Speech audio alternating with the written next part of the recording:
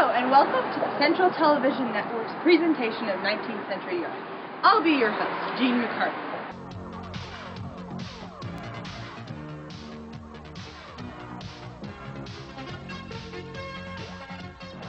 The 19th century marks a transition from an old feudal Europe to a modern industrialized Europe.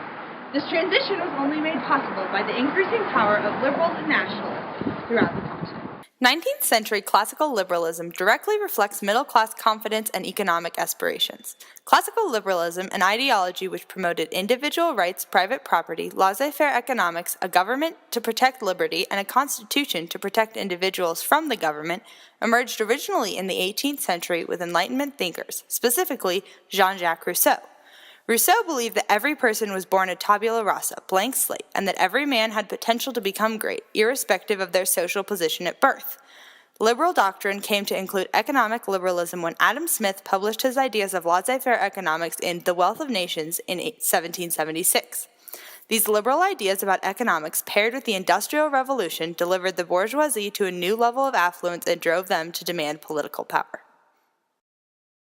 In 1815, after the final defeat of Napoleon, liberalism had lost much of its momentum, meaning that conservative leaders, specifically Clemens von Metternich, dominated the Congress of Vienna.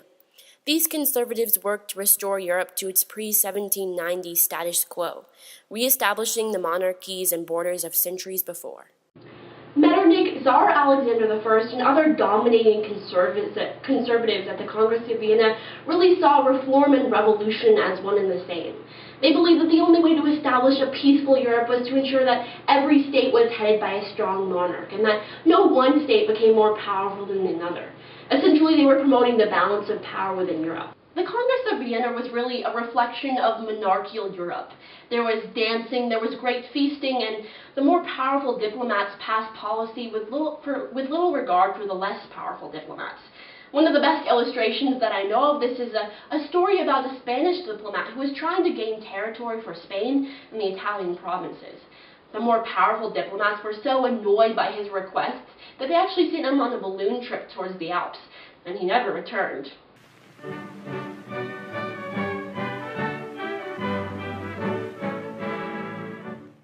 The peace established at the Congress of Vienna would be short-lived, and by about 1830, social unrest had again begun to emerge throughout Europe. Louis Blanc favored the Industrial Revolution as he saw the modernization it could bring to society, but he advocated for government-funded national workshops and equal distribution of income so that all members of society could benefit equally from this great Industrial Revolution, forming the basis of socialism.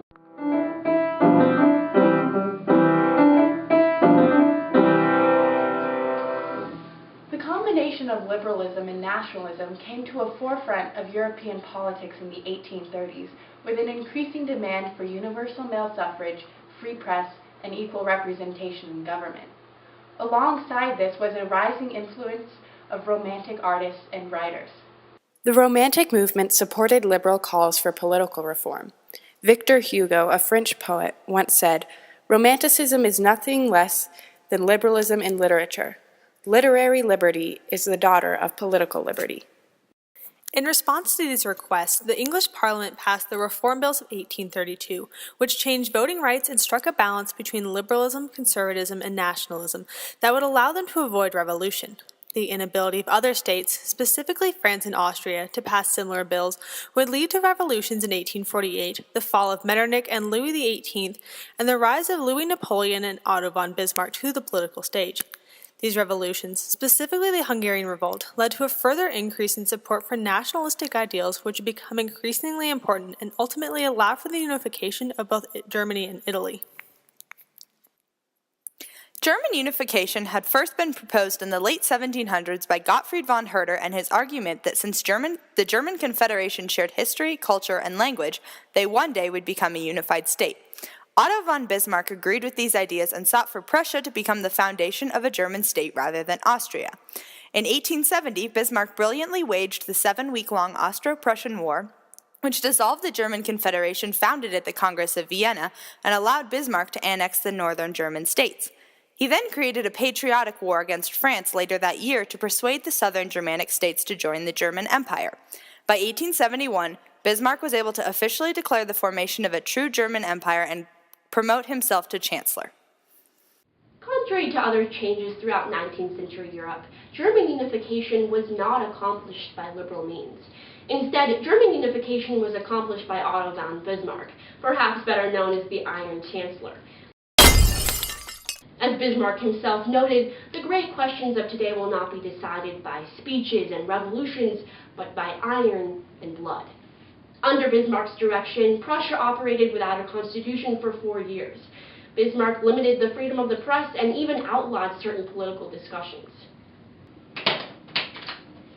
Bismarck's iron-fisted brilliance, or realpolitik attitude, led to his notoriously logical analysis of the specific costs and benefits of a given political action.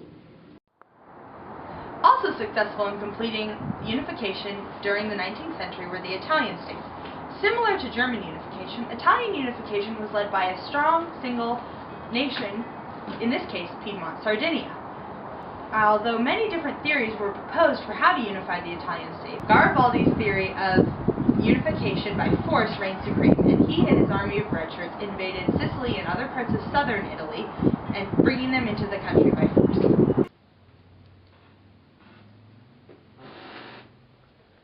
Metternich's ideal Europe was nothing more than an antiquated fantasy. His delusion became apparent when Italy finally unified.